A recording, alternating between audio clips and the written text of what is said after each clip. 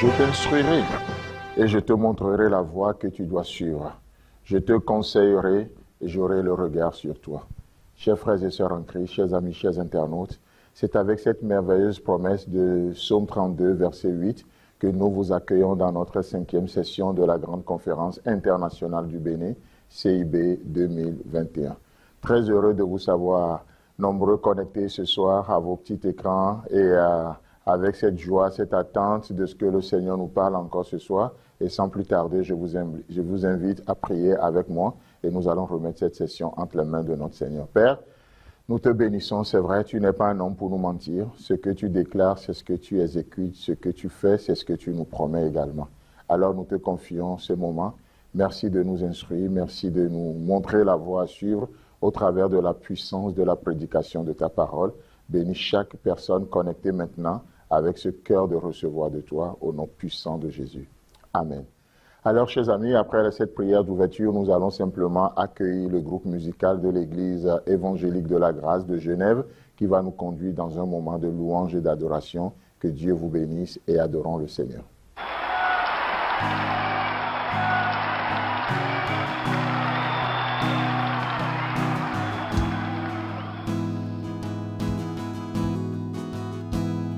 C'est un lieu d'éternelle miséricorde.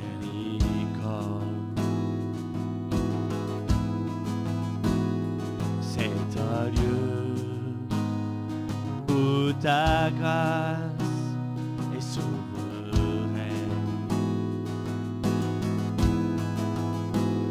Ton amour sans condition remplis mon cœur de ton pardon. À la croix, je m'abandonne à toi, émerveillé,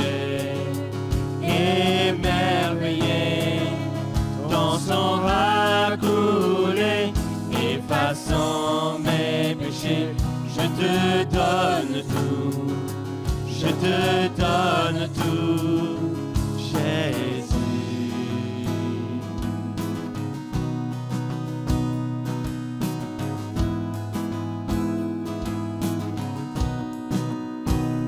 C'est un lieu où le péché est impuissant,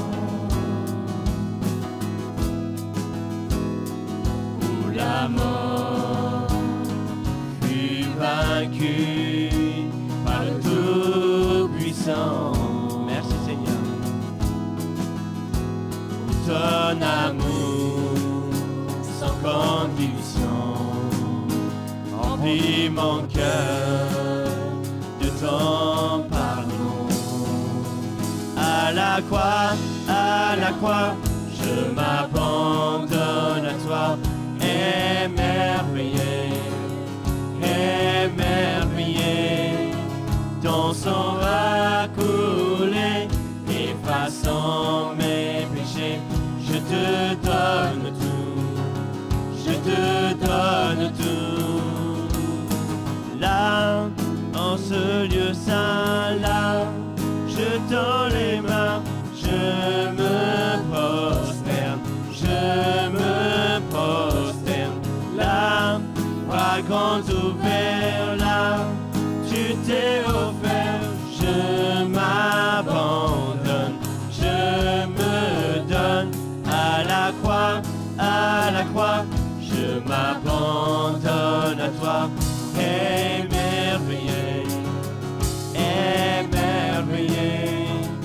ton sang va couler, effaçant mes péchés, je te donne tout, je te donne tout. Là, en ce lieu saint, là, en ce lieu saint, là, je tends les mains, je me prosterne,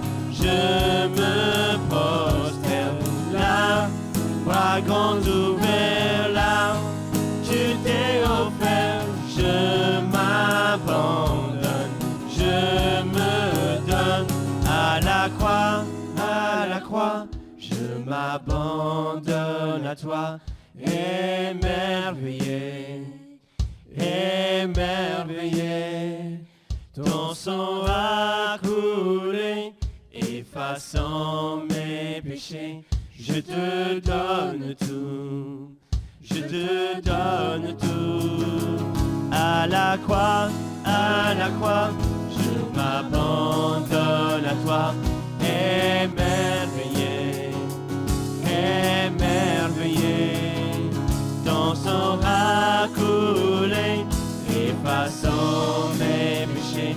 Je te donne tout, je te donne tout, je te donne tout, je te donne tout, Jésus.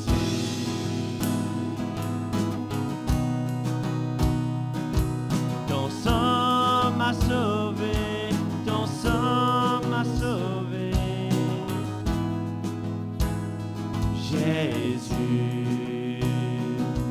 Ton sang m'a sauvé, ton sang m'a sauvé, Jésus.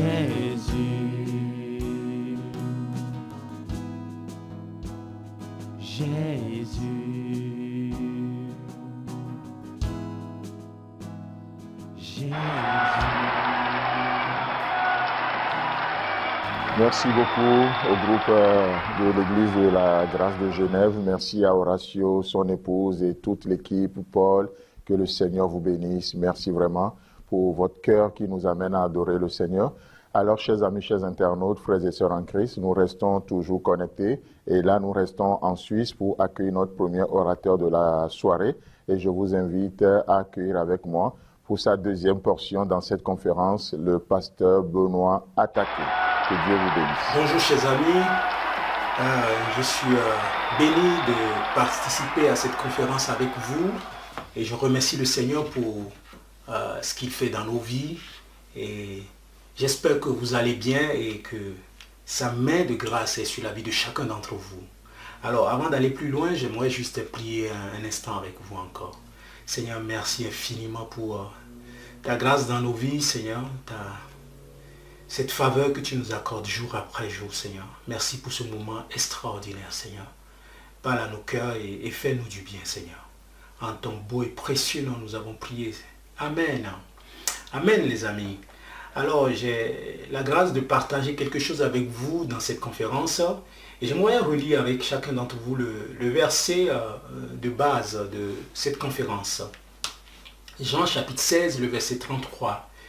Il est dit, je vous ai dit ces choses afin que vous ayez la paix en moi. Je vous ai dit ces choses afin que vous ayez la paix en moi. Vous aurez des tribulations dans le monde. Mais prenez courage, j'ai vaincu le monde. Vous savez, j'aimerais que tu considères un peu le cœur de Dieu pour nous. Le cœur de Dieu pour nous dans les difficultés. Le cœur de Dieu pour nous, ou bien le désir de Dieu lorsque nous vivons les situations douloureuses. Lorsque j'ai lu ce verset, il y a un mot qui m'est revenu. C'est la paix. Et j'aimerais que tu considères un instant avec moi le fait d'avoir la paix en lui. Le fait d'avoir la paix en notre Dieu. La vie chrétienne consiste à avoir la paix avec lui. Souvent, nous sommes en guerre en nous-mêmes. Nous sommes en guerre contre beaucoup de choses. Nous sommes en guerre avec nos émotions, avec les situations, avec nos désirs, nos ambitions. Mais ce que Dieu nous propose, c'est d'avoir la paix avec lui. C'est d'avoir la paix en lui. Et c'est intéressant de considérer ça. Lorsque nous voulons prendre courage en Dieu, c'est important de considérer le fait d'avoir la paix avec lui, ou bien d'avoir la paix en lui. Vous savez, il est dit, je vous ai dit ces choses, afin que vous ayez la paix en moi. Afin que vous ayez la paix en moi. Et la question que je me suis posée, je me suis dit, mais Ben, est-ce que tu as la paix en Dieu? Est-ce que tu as la paix avec ton Dieu? Est-ce que tu as la paix dans ces situations que tu traverses? Vous savez, je sais, nous savons tous qu'il n'y a rien qui n'est pas qui nous dépasse, qui va au-delà du contrôle de Dieu. Dieu est au contrôle de chaque situation dans nos vies. Mais lorsque nous vivons les situations, elles nous bouleversent tellement que nous perdons les repères. Mais laisse-moi te dire aujourd'hui que Dieu te propose quelque chose. Le désir de Dieu pour toi, c'est que tu aies la paix en lui. Peu importe les situations, peu importe les difficultés, Dieu t'encourage à avoir la paix en lui. C'est pourquoi il dit, prends courage. Dieu veut te donner la paix en lui. Il veut que tu aies la paix en lui. Au-delà des situations, au-delà de ta souffrance, au-delà de ce qui se passe, Dieu veut te donner la paix. Dieu veut te donner la paix. Malheureusement, les situations arriveront toujours. Les situations, si vous voulez, difficiles, arriveront toujours dans nos vies. Mais comment est-ce que nous les vivons? Comment est-ce que nous vivons ces situations-là? Les situations douloureuses arriveront toujours dans nos vies. Mais comment est-ce que je la traverse? Comment est-ce que je vis cette situation-là? Ben vous savez, dans Jean, Jésus lui nous dit simplement qu'il veut nous donner la paix. Il dit, je veux vous donner ma paix. Je veux vous donner la paix. Dans Jean 14, le verset 27, il dit quoi? Je vous laisse la paix. Je vous donne ma paix. Je vous laisse la paix. Je vous donne ma paix. Je ne vous donne pas comme le monde donne, mais que votre cœur ne se trouble point et ne s'alarme point. Je vous laisse ma paix. Je vous donne ma paix. Le désir de Dieu, c'est que tu aies la paix. Le cœur de Dieu, c'est que tu aies la paix au travers des situations que tu vis. Oh, je ne sais pas ce que tu traverses actuellement, mais laisse-moi te dire que le désir de Dieu, c'est que tu sois en paix. C'est que tu aies la tranquillité au fond de toi, que tu vis un grand repos au fond de toi. Parce que Dieu nous aime et il a un plan pour nos vies. Il veut nous utiliser grandement pour la gloire de son nom. Et il faut que nous ayons la paix en lui pour vivre les choses. Vous savez, un des jeux de l'ennemi, c'est ça. C'est de créer le trouble dans notre âme, afin que nous ne vivons pas le plan de Dieu dans notre vie. Mais laisse-moi te dire que ce que Dieu te propose, son désir, c'est le cœur de Dieu pour toi, c'est que tu aies la paix en lui. Je vous laisse ma paix, je vous donne ma paix. Dans Psaume 34, le verset 15, il est dit, éloigne-toi du mal et fais le bien. Recherche et poursuis la paix. Recherche et poursuis la paix. Quand j'ai lu ce verset, je me suis dit, mais waouh, recherche et poursuis la paix. Qu'est-ce que nous recherchons? Que poursuis-tu dans ta vie? Que poursuivons-nous? Nous pouvons des fois poursuivre des choses. J'aimerais connaître ci, j'aimerais avoir la maîtrise de ça, j'aimerais être comme ça. Mais ce que Dieu nous demande, c'est de poursuivre la paix, de rechercher la paix, de rechercher la tranquillité avec lui, de rechercher la paix. Recherche et poursuis la paix. Waouh! Et ça, c'est ce que j'aimerais faire dans ma vie. C'est ce que j'aimerais faire dans les situations dans ma vie, les situations compliquées qui vont arriver, qui sont là et qui arriveront toujours, les amis. Je veux rechercher et je veux poursuivre la paix. Et je t'encourage toi aussi aujourd'hui à poursuivre la paix, à rechercher la paix. Recherche et poursuis la paix. Et c'est tellement important de considérer cela. Et alors, comment est-ce que je peux vivre la paix de manière concrète dans ma vie? C'est vrai, Dieu veut nous donner la paix. Le désir de Jésus-Christ, le désir de Dieu, c'est que nous ayons la paix. Le Seigneur nous conseille la paix. Mais comment est-ce que nous pouvons avoir la paix de manière concrète dans notre vie? Et vous savez, je considérais le passage de Philippiens 4, le verset 6 et le verset 7. On va lire ce passage ensemble. C'est des versets, c'est un passage qu'on connaît, mais c'est beau de voir comment Dieu nous parle au travers des versets des fois. Philippiens 4, le verset 6. Il dit quoi? Philippiens chapitre 4, le verset 6. Il dit, ne vous inquiétez de rien, mais en toute chose, faites connaître vos besoins à Dieu par des prières et des supplications. Faites connaître vos besoins à Dieu par des prières et des supplications, avec des actions de grâce. Au verset 7, il dit quoi? Et la paix de Dieu qui surpasse toute intelligence gardera vos cœurs, vos pensées en Jésus-Christ. Et la paix de Dieu qui surpasse toute intelligence gardera vos cœurs et vos pensées en Jésus-Christ. Ce que Dieu nous demande, ou bien la manière d'avoir la paix de façon concrète, c'est d'apprendre, les amis, à se décharger sur lui. C'est d'apprendre à se décharger sur notre Dieu. Apprendre à se décharger sur notre Dieu. À ne pas s'inquiéter, mais à se décharger sur lui. Je ne sais pas ce qui te tracasse dans ton couple maintenant. Je ne sais pas ce qui te tracasse dans ta vie. Je ne sais pas ce qui te tracasse dans toutes ces situations qui t'entourent. Mais je sais une seule chose. Si tu veux avoir la paix, tu as besoin d'apprendre à se décharger sur ton Dieu. Et je t'encourage et je te conseille aujourd'hui de te décharger sur ton Dieu. Et si tu te décharges de tout ton cœur, tu te décharges sur lui, tu auras la paix en lui. Tu auras la paix en lui. Et j'aime bien lorsqu'il est dit ici, comment est-ce qu'il appelle la paix? Il dit, et la paix de Dieu qui surpasse toute intelligence. Vous savez les amis, la paix de Dieu surpasse toute intelligence. Beaucoup de gens se gargarisent qui sont intelligents aujourd'hui sur cette terre. Mais laissez-moi vous dire que la paix de Dieu, la tranquillité de Dieu, le repos que tu peux vivre avec Dieu surpasse toute intelligence. Surpasse toute intelligence. La paix que tu peux avoir en Dieu surpasse toute intelligence. Autrement dit, lorsque nous avons la paix en Dieu, nous avons toutes nos facultés pour pouvoir faire les choses avec Dieu, pour pouvoir prendre des décisions, faire les bons choix, pour pouvoir vivre de façon correcte. Combien nous sommes influencés par nos émotions? Combien nous laissons nos émotions nous guider? Dieu dit, ne vous inquiétez de rien.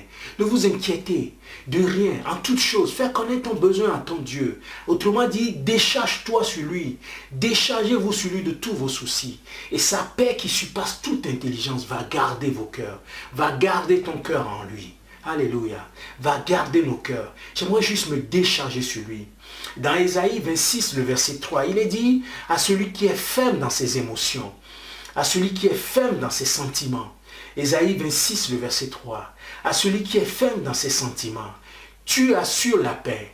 Dieu lui assure la paix. La paix parce qu'il se confie en lui.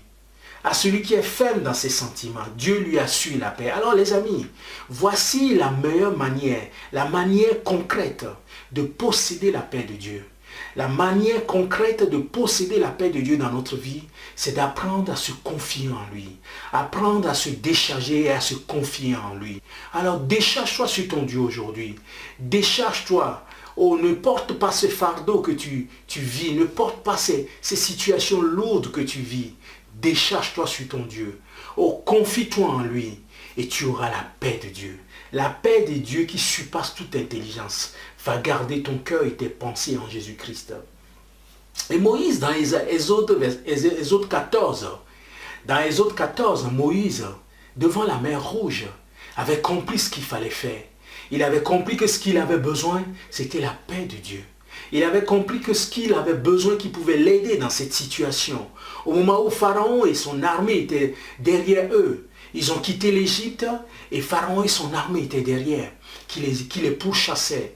Moïse savait que ce qu'il avait besoin dans cette situation précise, c'était la paix de Dieu. C'était de retrouver cette tranquillité en Dieu, de retrouver le repos en Dieu. Je vais dire à quelqu'un aujourd'hui, l'Éternel combattra pour toi, et toi, aie la paix en lui. Et toi, garde le silence. Et toi, juste aie la paix en lui. Oh, le désir de Dieu pour nous, c'est que nous ayons la paix. Au-delà des situations, au-delà des difficultés que nous vivons, Dieu veut nous accorder la paix. Oh, je vous donne ma paix, je vous laisse ma paix. Je ne vous donne pas comme le monde donne. La paix du monde est conditionnée. Mais Dieu dit, je vous donne ma paix. Parce que juste, il veut juste qu'on se confie en lui, qu'on se décharge sur lui. Et c'est ce que j'aimerais te laisser aujourd'hui. Alors, aie la paix en Dieu aujourd'hui. Aie la paix en lui aujourd'hui. Parce que Dieu veut faire des grandes choses dans ta vie. Aie la paix en lui aujourd'hui. Que le Seigneur te bénisse. Amen. Merci beaucoup, Pasteur Benoît. Que Dieu te bénisse, qu'il te fortifie, toi et ta famille. Et chers frères et sœurs, nous continuons dans notre conférence. Après la Suisse, nous allons voyager en France. Précisément, nous atterrissons dans la ville de Toulouse pour accueillir le pasteur Ambroise Adam-Lédy. Bonjour, chers frères et sœurs. Je remercie Pasteur Arnaud pour cette occasion qui m'est donnée de partager pendant cette conférence. J'espère et je crois qu'on va être bénis par toutes les portions qui vont être partagées et que Dieu va se glorifier dans nos vies. Donc, je vous invite à prier avec moi pour que Dieu bénisse cette portion et qu'elle soit une provision pour chacun de nous.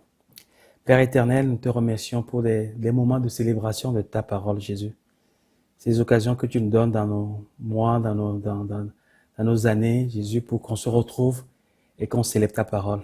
Merci de bénir cette portion, Jésus. et que cette conférence, qu'à travers de cette conférence, tu puisses toucher nos cœurs et faire ton œuvre dans nos vies. En ton nom précieux, nous avons prié. Amen. Je vous invite à tourner avec moi dans Jean chapitre 16, verset 33, le passage de base de cette conférence. Jean 16, verset 33, où je lis ceci. « Je vous ai dit ces choses afin que vous ayez la paix en moi. Vous aurez des tribulations dans le monde, mais prenez courage, j'ai vaincu le monde. » J'ai vraiment été béni par le choix de ce thème et le choix de ce verset parce que c'est un verset qui est rempli d'encouragement. Un verset dans lequel le Seigneur nous enseigne, pour ma part, le point que je veux relever dans cette portion. Le Seigneur nous invite à avoir la paix en lui. Le Seigneur nous invite à avoir la paix en lui. La paix au milieu de nos tribulations, puisqu'il dit ceci, vous aurez des tribulations.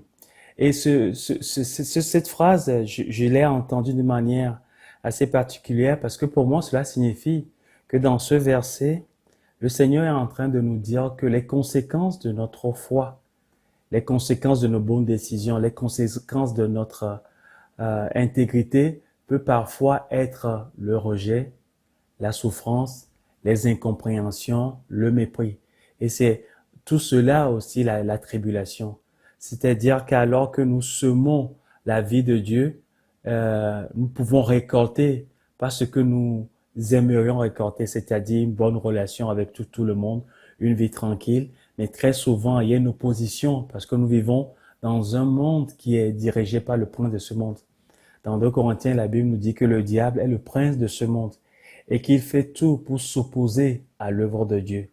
Il est notre adversaire, c'est-à-dire que son but au quotidien, c'est de s'opposer à ce que Dieu veut faire dans nos vies, c'est de s'opposer à ce que Dieu veut faire dans nos relations, c'est de s'opposer à ce que Dieu veut faire dans son Église et dans ce monde. Donc nous vivons au quotidien cette opposition, nous vivons au quotidien ces pressions que nous rencontrons dans le monde. Des gens que nous aimons, des gens pour qui nous prions, des gens que nous aimerions voir se tourner vers Christ, mais qui persistent et qui parfois nous rejettent et qui parfois n'ont même pas envie d'écouter ce qu'on a à leur présenter. Ou dans des familles où le mari ou la femme qui essaie d'investir, de donner sa vie, mais en retour, ce qu'il peut récolter parfois, c'est juste le mépris ou le rejet. Vous aurez des tribulations dans ce monde. Donc, c'est vraiment intéressant déjà de savoir que le Seigneur ne nous cache pas les choses. Il expose, il dit tout. Même si on n'a pas tout le plan, on ne voit pas le plan de Dieu dans tous les détails, dans tous les compartiments, nous avons un panorama, nous avons une grande image de ce plan. Et nous savons que parce que nous sommes dans un monde qui est gouverné par l'ennemi de nos âmes, alors nous allons rencontrer des tribulations. Mais ici, Jésus commence en disant, je vous ai dit ces choses afin que vous ayez la paix en moi. Et pendant ces quelques minutes qui me sont données, j'aimerais juste parler un peu de la paix que nous pouvons trouver en Dieu au milieu de ces tribulations. La paix que Dieu nous propose au milieu de ces adversités.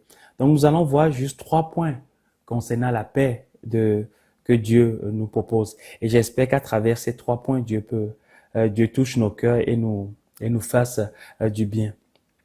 Donc 3 points concernant la paix de Dieu. Le premier, c'est que la paix est le résultat et le produit de sa parole. Le premier point, la paix est le produit et le résultat de sa parole. Puisqu'il dit ceci, je vous ai dit ces choses afin que vous ayez la paix en moi. Déjà, il est extraordinaire de savoir que nous avons un Dieu qui parle. Et pour ceux qui me connaissent, c'est un des aspects de notre Dieu qui me touche et qui me bénit énormément. Nous n'avons pas seulement un Dieu qui est fort, il est, qui est puissant, il est. Nous n'avons pas seulement un Dieu qui est grand, il est, mais nous avons un Dieu qui communique. Nous avons un Dieu qui parle. Nous avons un Dieu qui aime communiquer avec nous, qui désire que nous soyons dans sa présence. Et dans ce verset, il nous est dit que la communication de Dieu produit la paix. Donc, dans les adversités, dans les difficultés, le croyant peut avoir la paix, cette tranquillité intérieure, parce qu'il s'expose aux communications de Dieu, parce que nous avons un Dieu qui parle. Je vous ai dit ces choses. Évidemment, dans le contexte, c'est tout ce discours que Jésus a tenu depuis Jean, le chapitre 13, dans cette chambre haute où Jésus est en train de préparer ses disciples à l'après, après son départ. Donc, toutes ces paroles qu'il leur a communiquées ont pour but de tranquilliser notre cœur. Donc, la parole de Dieu, les promesses de Dieu, les communications de Dieu tranquillisent notre cœur. Et je pensais, en méditant un peu ce passage, dans Luc chapitre 24, vous savez, lorsque les deux disciples allaient à Emmaüs et qu'ils ont rencontré Jésus, ils ne savaient pas que c'était Jésus. Mais quand leurs yeux se sont ouverts à la fin, ils ont dit ceci: est-ce que notre cœur ne brûlait-il pas au-dedans de nous lorsqu'il nous parlait? Je trouvais assez intéressant parce qu'on peut croire qu'il y a un paradoxe. La communication de Dieu dans Jean 16 produit la paix et dans Luc 24, la communication de Dieu produit un feu dans leur cœur. Mais il n'y a pas de paradoxe. Pourquoi? Parce qu'un cœur en paix avec Dieu, c'est un cœur qui est en feu pour l'œuvre de Dieu. Et ça, c'est extraordinaire. Lorsque nous nous exposons aux communications de Dieu et que notre cœur est tranquillisé, alors il y a un feu pour l'œuvre de Dieu. Il y a un feu pour le fait d'accepter le plan de Dieu. Il y a un feu pour marcher avec Dieu. Le cœur en paix, c'est un cœur qui est en feu pour Dieu. Et en même temps, c'est clair, parce que lorsque le cœur n'est pas en paix, cela veut dire que le cœur est occupé par les soucis de la vie. Les épines, les terres pierreuses. Le cœur est occupé par les plaisirs de la vie. Et quand il y a les plaisirs ou les soucis de la vie, il n'y a pas de paix. Et parce qu'il y a les soucis de la vie et les plaisirs de ce monde, notre cœur est partagé. Notre cœur n'est pas en paix, n'est pas en feu pour Dieu. Donc, il est juste important d'écouter l'invitation de notre Seigneur dans ce passage, lorsqu'il nous dit: exposez-vous à mes communications, venez et recevez ce que j'ai à vous communiquer, parce que le cœur en paix, c'est un cœur qui est en feu pour Dieu. Matthieu chapitre 6, à partir du verset 24, où Jésus prend le temps de parler de l'inquiétude. Qu'est-ce qu'il dit au verset 33? Cherchez d'abord le royaume des cieux et toutes ces choses vous seront données en plus. Lorsque nous ne nous inquiétons pas de toutes ces choses, de quoi allons-nous être vêtus, qu'est-ce que nous allons manger, où est-ce que nous allons aller? Lorsque nous laissons ces choses au Seigneur, alors notre cœur est en feu pour l'œuvre de Dieu. Donc le premier point, c'est que la paix est le produit de la parole de Dieu. La communication de Dieu produit la paix. Le deuxième point, c'est que la paix du Seigneur ne dépend pas des circonstances extérieures. Vous savez, dans Jean chapitre 14, qu'est-ce qu'il nous est dit? Je vous donne ma paix, pas comme le monde donne sa paix. Parce que la paix dans le monde, on le sait, c'est une absence de problème, c'est l'absence de difficultés. Alors que dans ce passage, Jésus affirme d'abord que nous aurons des tribulations dans le monde. Nous aurons des difficultés liées à notre décision de marcher avec lui. Parce qu'il est quand même intéressant de savoir qu'il y a des difficultés que nous rencontrons dans la vie parce que nous avons choisi d'honorer Christ. Donc la paix de Dieu ne dépend pas des circonstances extérieures. N'attendons pas à ce que tout ce qu'il y a autour de nous, tous ces problèmes trouvent leur solution pour expérimenter la paix de Dieu. Nous pouvons l'expérimenter au milieu de ces tribulations, au milieu de ces difficultés. Donc ce deuxième point, c'est la paix du Seigneur ne dépend pas des circonstances extérieures. Et le troisième point, c'est que la paix du Seigneur est le fruit de l'œuvre de la croix. La paix du Seigneur est le fruit de l'œuvre de la croix. Je vous ai dit ces choses afin que vous ayez la paix en moi. Vous aurez des tribulations, mais j'ai vaincu le monde. L'œuvre de Christ à la croix, voilà la source de notre paix. Dans Romains chapitre 5, il est dit ceci: ayant été justifié avec Dieu, ayant été justifié par Christ, nous avons la paix avec Dieu. Donc, la justification, c'est Dieu qui, à la croix, nous a déclarés justes. Et cette œuvre de la croix qui nous a déclarés justes nous permet d'avoir une relation, d'avoir une paix avec Dieu. Quand Christ est ressuscité d'entre les morts et quand il a apparu à ses disciples dans le chapitre 20, à chaque fois, sa phrase d'introduction, c'est que la paix soit avec vous. Parce qu'aujourd'hui, grâce au sacrifice de Christ, je peux, excusez-moi, avoir la paix avec moi-même. Je peux avoir la paix, une harmonie avec moi-même parce que Dieu prend soin de ma vie. Je peux avoir la paix avec les autres parce que Dieu a pris soin aussi des autres. Donc la paix est le résultat de l'œuvre de la croix. La paix avec nous. Il y a un chant que j'aime particulièrement ces derniers temps. Une des paroles de ce chant dit ceci: la croix qui est destinée à donner la mort est devenue notre victoire. Pourquoi? Parce que sur cette croix, Christ a pris soin de qui on était, il a pris soin de qui nous sommes, il a pris soin de ce que nous serons demain. D'accord? Du coup, nous pouvons avoir la paix avec Dieu, la paix avec nous-mêmes et la paix avec les autres. Donc, j'espère que Dieu nous bénit par ces paroles.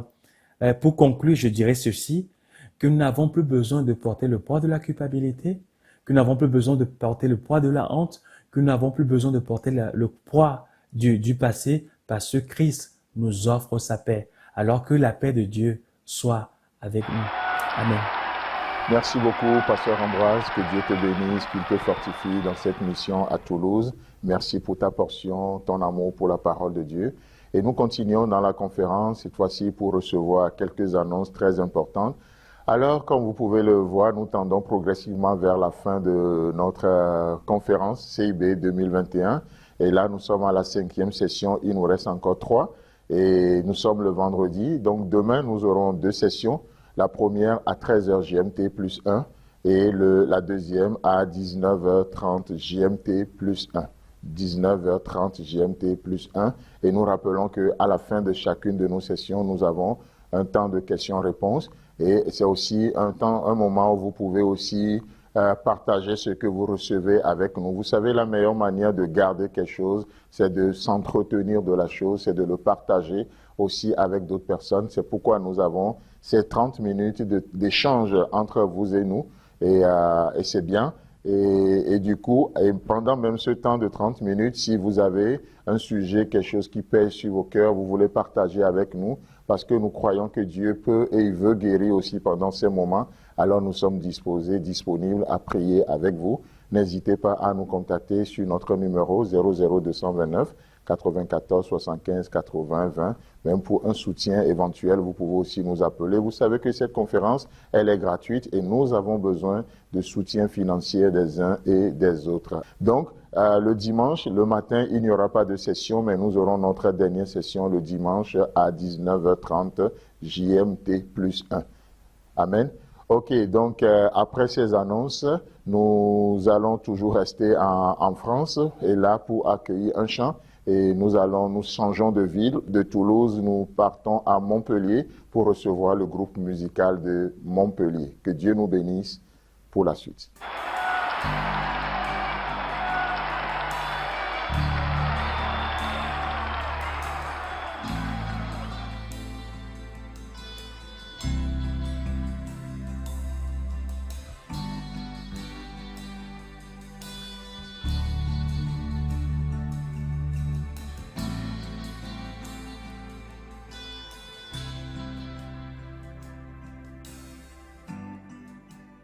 Les étoiles ont pleuré, le soleil s'est voilé, car le sauveur du monde était tombé.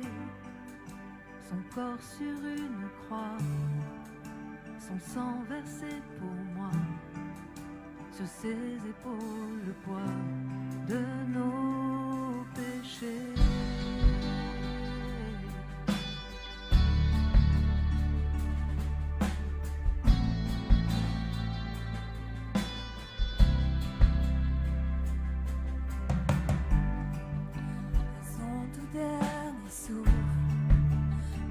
S'est détourné, le Fils de Dieu gisait dans les ténèbres, une guerre dans le tombeau, livrée contre la mort, pour terrasser l'enfer à jamais.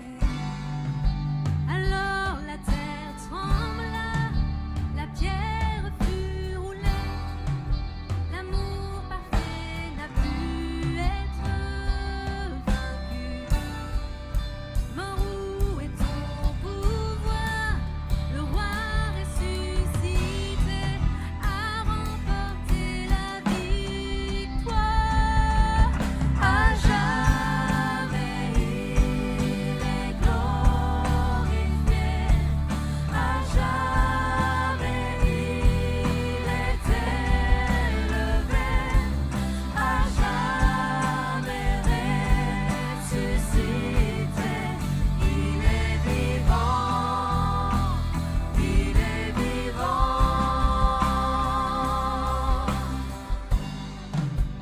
Alors la terre trembla, la pierre fut roulée, l'amour parfait n'a pu être vaincu.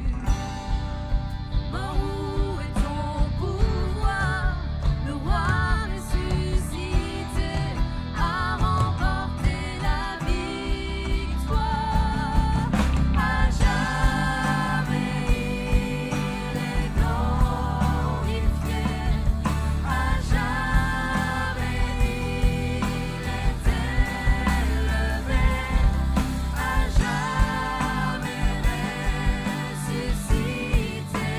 Il est vivant, il est vivant.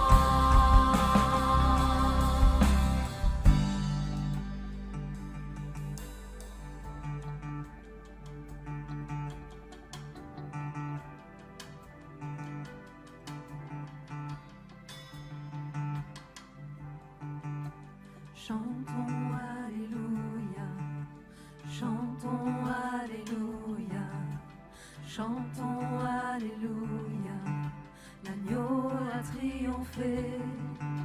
Chantons Alléluia, chantons Alléluia, chantons Alléluia, l'agneau a triomphé. Chantons Alléluia, chantons Alléluia, chantons Alléluia, l'agneau a triomphé. Chantons Alléluia, chantons Alléluia, chantons Alléluia, l'agneau a triomphé. À jamais il est glorifié, à jamais il est élevé, à jamais ressuscité. Il est vivant, il est vivant. À jamais il est glorifié, à jamais il est élevé, à jamais ressuscité. Il est vivant, il est vivant.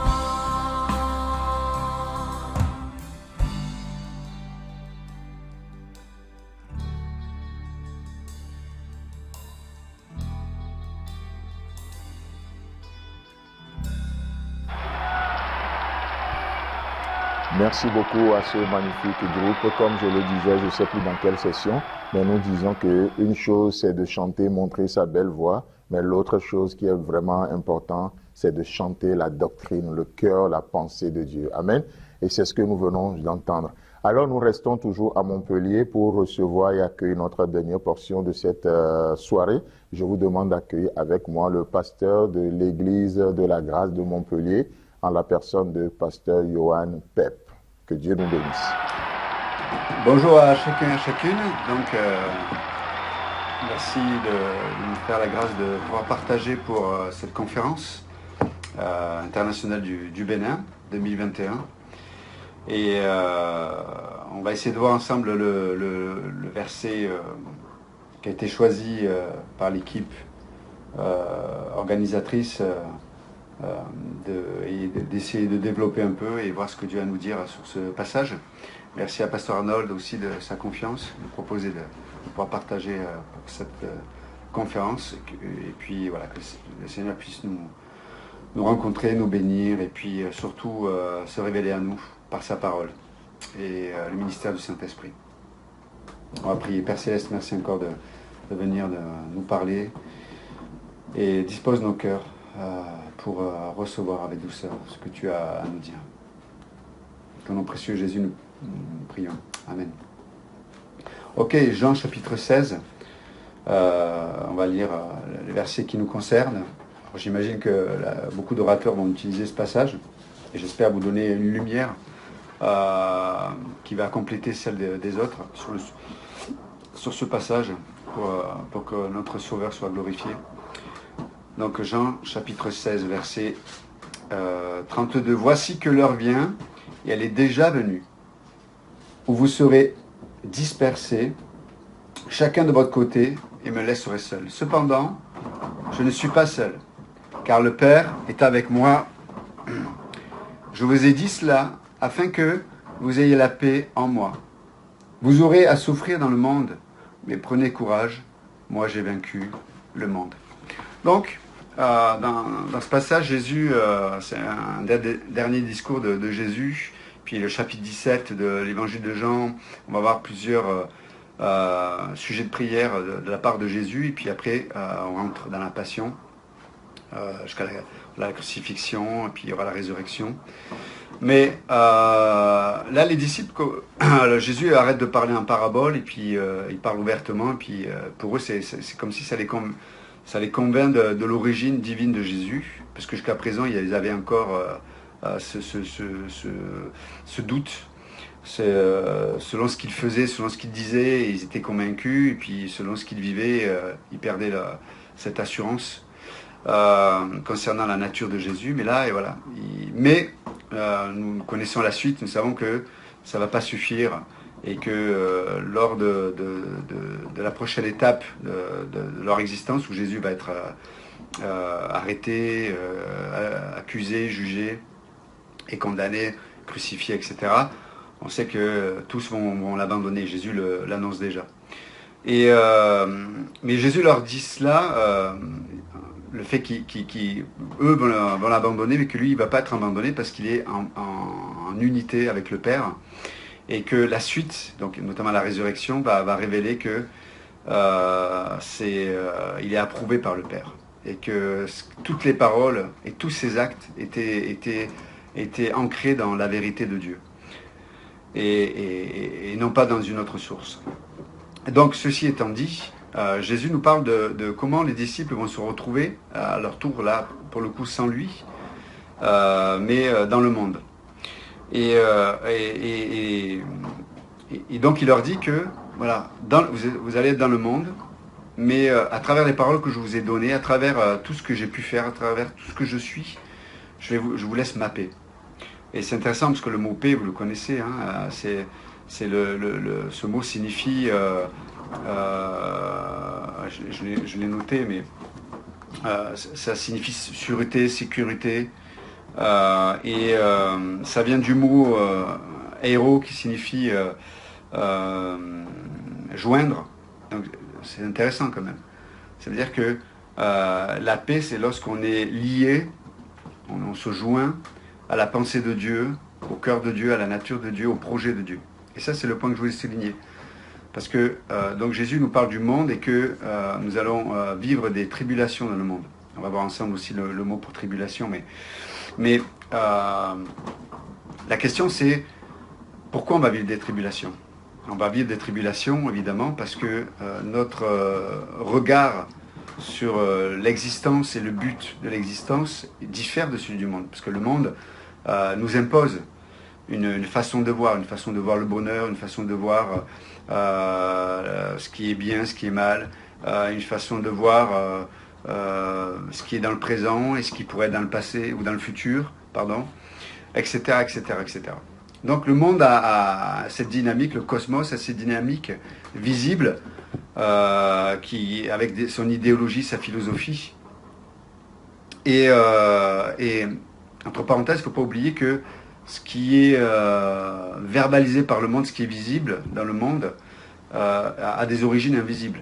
Tout a une origine invisible. Et de la même façon, pour nous, notre constance, notre enracinement, notre assurance, notre sécurité dans cette vie va dépendre de ce qui est invisible.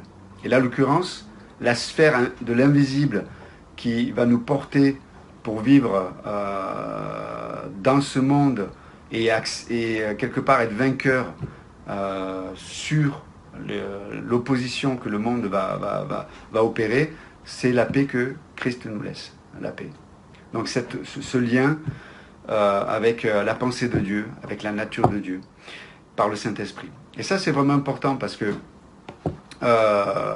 Jésus leur dit déjà, vous inquiétez pas, j'ai vaincu le monde. Alors maintenant, on va arriver à nous aujourd'hui, en 2021. Ça n'a pas changé. On est dans le monde, on marche pour Christ. Et vous savez, il ne faut pas se leurrer. Hein. Plus on veut honorer Dieu, plus on veut honorer Christ, plus on veut marcher pour lui et avec lui, par lui, plus on va provoquer des tribulations. Et là, pour le coup, c'est pas des tribulations qu'on pourrait vivre parce qu'on a fait le mal, parce qu'on n'a pas été intègre, parce qu'on a menti, parce que non. Là, ce sont des tribulations qu'on va provoquer parce on élève Christ. Et ça, c'est automatique, ça va avec dans ce monde. Donc, il ne faut pas se leurrer, c'est la réalité.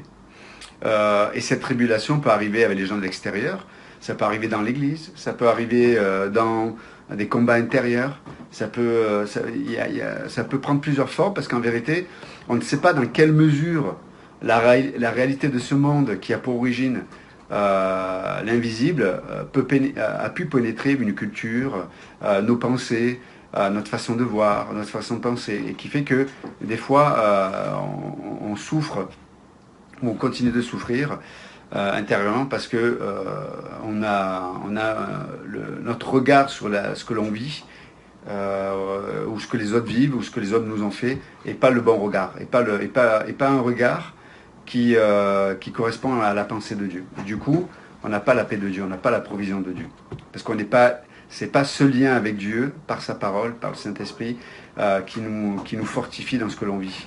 Donc du coup, là, pour le coup, là où nous on est seul. À la différence, Jésus, lui, il a été abandonné, mais il n'était jamais seul, parce qu'il était un avec le Père. Mais, donc c'est intéressant de s'arrêter là-dessus.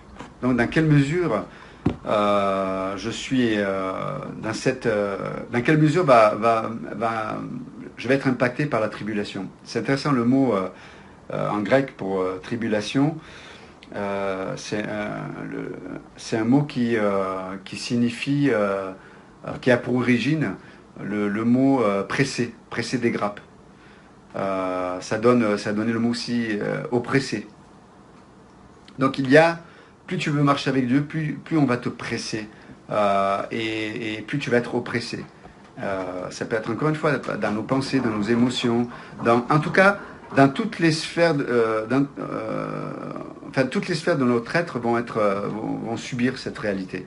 La question c'est quelles sont les parties qui vont être soumises à cette pression, quelles sont les parties qui vont être soumises à cette pression qui vont sortir, qui vont manifester la victoire de Christ ou pas. C'est ça la vraie question. Il y a quelqu'un qui a dit que le degré de pénétration des agressions extérieures dépend du vide intérieur. Vous allez me dire, qu'est-ce qu'il est en train de dire? Je vous donne un exemple qu'on avait vu avec les jeunes adultes à l'église ici, mais si je prends une batte de baseball, tout le monde, je pense, sait ce qu'est une batte de baseball, et je la prends et puis je tape très très fort dans un vase qui, en l'occurrence, est rempli de vide. Qu'est-ce qui va se passer? L'impact de la batte et l'impact de la batte dans le vide qui se trouve à l'intérieur du vase va faire exploser le vase. D'accord? Donc, grand impact sur le vase parce qu'il va se briser. Par contre, vous prenez la même batte de baseball, vous tapez avec la même force sur un rocher, c'est votre poignet qui va se casser. Pourquoi? Parce que le rocher, il n'y a pas de vide dans le rocher.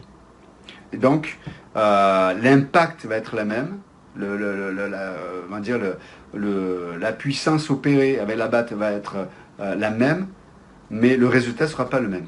De la même façon, ce qui va nous impacter à l'intérieur par rapport à cette pression ou cette oppression extérieure, ce qui va nous impacter négativement, c'est les endroits où on est vide, les endroits où il n'y a pas ce lien avec le Père par la parole.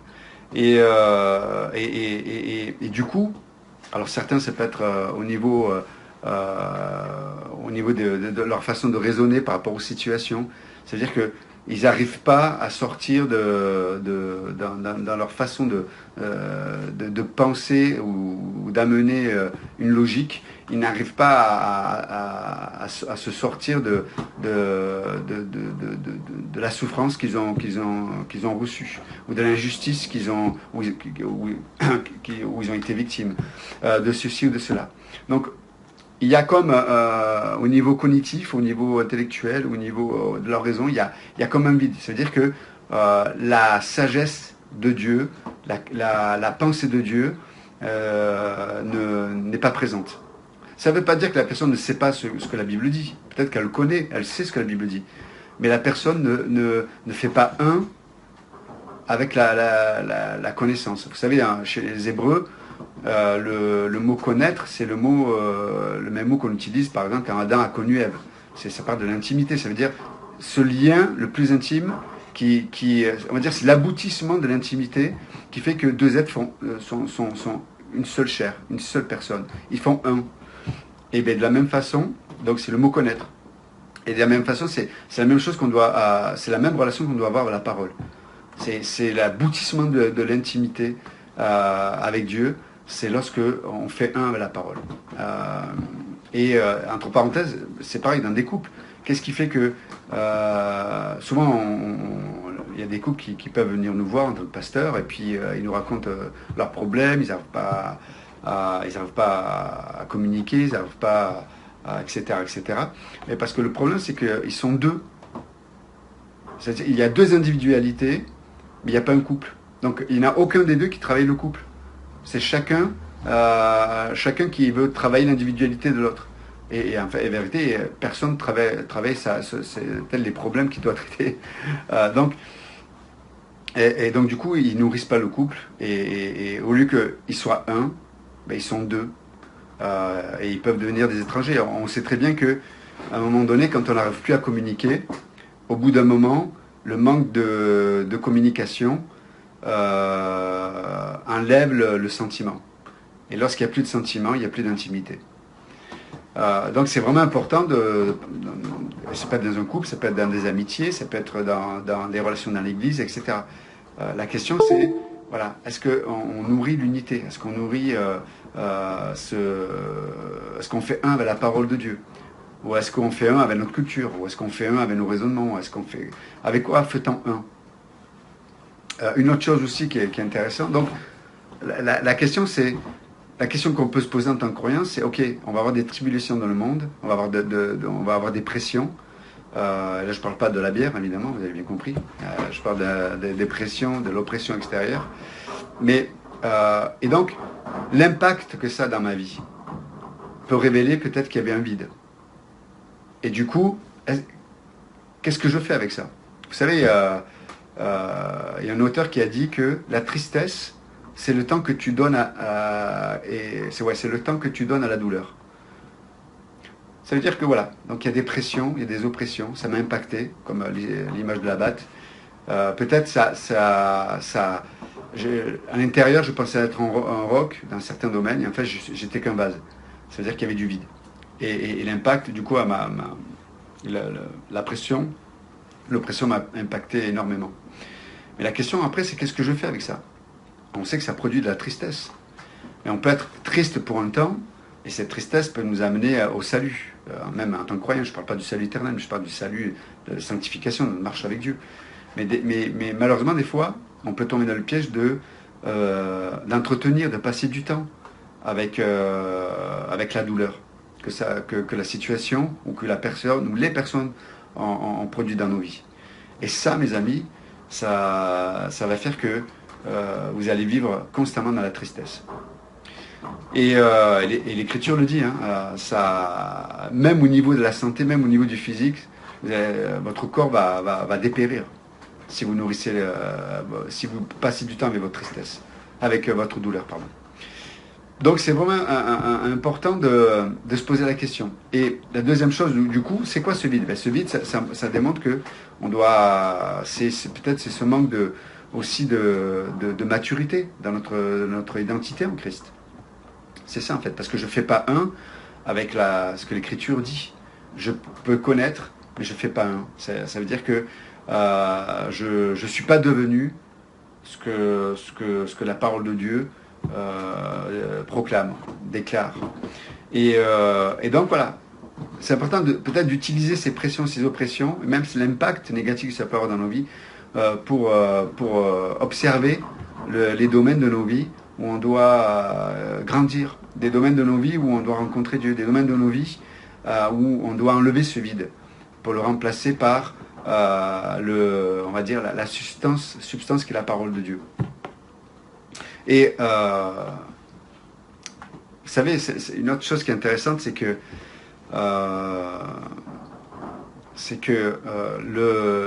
vous savez, la présence de Dieu, le mot Shekinah, hein, la Shekinah dans l'Ancien Testament, c'est un mot qui dérive du mot Shakan, qui signifie habiter, résider, installer. Ce que je veux dire par là, c'est que on a, avant de faire un avec la parole de Dieu, on a besoin de là où il y a du vide, dans nos émotions, dans notre façon peut-être de raisonner, comme je dis tout à l'heure, peut-être au niveau de notre volonté. Des fois on est paresseux et on se trouve des excuses, ou des fois on est vide de l'amour, donc du coup on est frustré, on se met facilement en colère, ou on est facilement dans la dépression. Et bien en fait l'Écriture nous dit que le seul moyen de remplir ce vide, c'est sa présence. Une place pour accueillir la présence de Dieu. Et il y a un verset évidemment que tout le monde connaît. Vous vous souvenez quand le psalmiste dit dans le psaume 1, « Heureux qui médite la loi du Seigneur, et qui jour et nuit la serre dans son cœur, car il est comme un arbre. » Mais voilà. Donc l'Écriture, on peut voir que elle nous encourage à méditer la parole de Dieu, jour et nuit. L'Écriture nous dit que nous, notre objectif, c'est de connaître Dieu, de marcher dans notre appel, de laisser Dieu travailler et d'amener à maturité nos dons spirituels pour pouvoir édifier de mieux en mieux le corps de Christ. Parce que le plan de Dieu, c'est l'Église. Le plan de Dieu, c'est l'Église. Donc, si ma vie, soit par mes dons, mes réussites, mes talents, etc., édifie le corps de Christ, soit peut-être par mes épreuves, ma souffrance, mais la façon dont je vais les vivre, ma façon dont je vais rebondir, ma façon dont je vais confesser la parole de Dieu, mais ça édifie l'Église. Mais peut-être j'ai réussi ma vie, même si je mourrai demain. Vous comprenez? Donc si j'ai pas la bonne perspective de voir ce qui est important pour Dieu concernant la définition qu'il donne lui sur réussir sa vie, mais je vais avoir malheureusement la définition du monde. Et je vais toujours me trouver un porte-à-faux avec ce que Dieu me propose. Et c'est pour ça que des fois, en tant que chrétien, on ne vit pas la paix de Dieu. Parce qu'en fait, dans certains domaines de nos vies, on n'est pas en accord avec Dieu, on n'est pas lié avec Dieu. On ne pense pas la même chose que Dieu. Et donc c'est vraiment important de réaliser ça. Et les situations et les pressions et les oppressions, elles sont là pour nous montrer que peut-être c'est le cas. Et donc, si ça arrive, et si ça devait arriver, et ça va arriver, parce que Jésus nous le dit, ça va être des opportunités pour laisser la place à Dieu, rencontrer Dieu et devenir.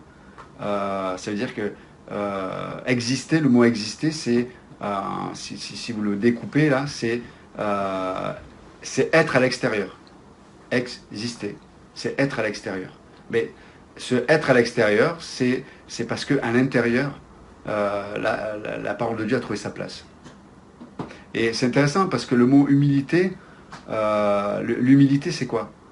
Bien sûr, il y a la définition qu'on connaît, c'est pas avoir de haute pensée de soi-même, ni de trop basse de pensée de soi-même. Mais il y a une autre définition, un auteur a dit que l'humilité c'est être à sa place. Ou pour le dire autrement, c'est prendre sa place. Et donc Dieu va mettre des situations dans nos vies, Dieu va permettre des tribulations dans nos vies, des pressions, des oppressions, parce qu'il ouvre le casting. Vous savez que lorsqu'on fait un film, on ouvre un casting. Ben, on a besoin d'un gentil, on a besoin d'un méchant, on a besoin de ceci. Et la question, quand le casting il va être ouvert, quel rôle tu vas vouloir jouer? Est-ce que on va révéler Christ ou on va révéler notre ego soi-même? Et certains, en révélant leur ego, ils vont critiquer, ils vont calomnier, ils vont fuir, ils vont se cacher, Ils vont être négatifs tout le temps. Il y a tout le temps dans la plainte. Il y en a qui, vous savez, à Jérusalem, il y a le mur des lamentations. Et dans le mur des lamentations, les Juifs, ils mettent des papiers, des prières, etc. Mais il y a des croyants, ils ressemblent au mur de lamentation. Tu as envie de leur mettre des papiers dans le nez. C'est ça, on dirait, ils ressemblent au mur de lamentation. Donc, non, nous on va être dans la sphère de l'humilité et prendre la place que Dieu nous donne. Alors des fois ça va être agréable, des fois ça va être moins désagréable, mais il n'y a pas mieux que d'être dans prendre la place que Dieu nous propose. Et vous savez, ce serait triste, quelque part en tant que croyant, qu'à cause des tribulations, qu'à cause des pressions, des oppressions qu'on va subir, ce serait triste de mourir avant sa mort, quoi. Il y a des croyants, vous les voyez, ils sont morts. Ils sont vivants, mais ils sont morts vivants. Hein, sans faire de publicité pour ce genre de film. Mais il y a des morts vivants. Et vous savez comment on appelle quelqu'un qui est mort avant sa mort? Le remords. C'est quelqu'un qui vit constamment dans le remords. Il remords. Et non. On est appelé à être des croyants qui sont, même si la mort nous atteint, sommes appelés à manifester la vie de Dieu. Car comme le dit Jésus dans ce passage, ne vous inquiétez pas, j'ai vaincu le monde. J'ai vaincu le monde. Ça veut dire que il y a une victoire. Il y a une victoire à rencontrer dans la tribulation que le monde va nous proposer, que le monde va nous faire vivre. Et il ne faut pas se tromper. La paix de Dieu se trouve en Christ. Donc en Christ, ça implique son regard, sa vue sur ce qui est important, sur l'existence, sur la vie. Et sa vue sur qu'est-ce qui est important dans cette vie terrestre qui va déterminer la vie éternelle. C'est ça en fait. Et quand on a une bonne perspective, quand on se laisse travailler par Dieu, parce qu'il y a plein de... Enfin, en vérité, là aussi on le sait, mais on ne le sait pas en fait. Tant qu'on ne le fait pas avec la connaissance, le savoir, on ne sait pas vraiment la chose comme on devrait la connaître. Et bien en fait, toutes ces situations que Dieu va utiliser, même la tribulation que le monde a pour nous, tu sais, c'est comme une pression, mais qui est la bonne pression. C'est un peu comme la gravité qui fait qu'on garde les pieds sur terre. Et bien en fait, la pression du monde, la tribulation du monde, garde nos pieds dans les réalités célestes. Et voilà, bénissons Dieu pour ça, et soyons dans cette joie, qui est le résultat de la paix que nous trouvons en Christ. Et du coup, lorsqu'on rentre dans la paix de Dieu, en fait, on va devenir ce que Dieu veut qu'on en soit. On va devenir la personne que Dieu veut qu'on en soit, mais en réalité. Et vous savez, si on ne laisse pas Dieu nous faire devenir quelqu'un, on sera personne. Et j'aime bien la définition en français, quelqu'un c'est quelqu'un. Ça veut dire que ça souligne le fait d'être unique. Et si on n'est pas cette personne unique que Dieu a fait de nous en Jésus-Christ, on sera personne en vérité. Même si on a tout dans ce monde, même si on a la réussite selon le monde, en vérité on sera personne. À l'intérieur on sera que vide. Et du coup, chaque impact de la vie, chaque impact de ce monde va révéler le vide qui est en nous. Or, si nous sommes la personne que Dieu veut que nous soyons, il y aura de moins en moins de vide et on sera de moins en moins impacté par la violence extérieure comme intérieure de ce monde. Que Dieu vous bénisse. Merci encore pour cette conférence. Et puis, j'espère à très bientôt. Merci. Merci beaucoup à notre Seigneur pour ses serviteurs qu'il a préparés encore dans cette soirée pour nous faire du bien. C'est magnifique de voir des hommes de Dieu au service des hommes, comme j'aime bien le dire, le cœur de Dieu qui est partagé au travers de sa parole. Nous bénissons Dieu pour les 3 portions de ce soir. Alors, chers amis, chers internautes, avant de passer à la prière finale, nous vous rappelons que vous pouvez vous abonner à notre page ou à notre chaîne YouTube. Et nous vous rappelons aussi que cette conférence, elle est vraiment gratuite. Et pour l'organisation, nous avons besoin du soutien des uns et des autres. N'hésitez pas à nous contacter pour un soutien financier. Contactez-nous à notre numéro 00229 94 75 80 20 et nous allons simplement prier, remerciant le Seigneur et nous continuons avec notre temps de questions-réponses où vous pouvez aussi nous partager vos commentaires.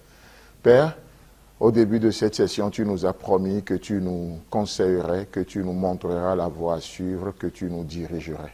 Et après avoir entendu ces 3 portions, nous pouvons dire que tu n'as pas menti. Tu nous as nourris et nous sommes reconnaissants. Merci beaucoup. Bénis aussi ce moment de temps de questions-réponses. Bénis-nous par les commentaires des uns des autres. Que toute la gloire te soit donnée, Jésus. Amen.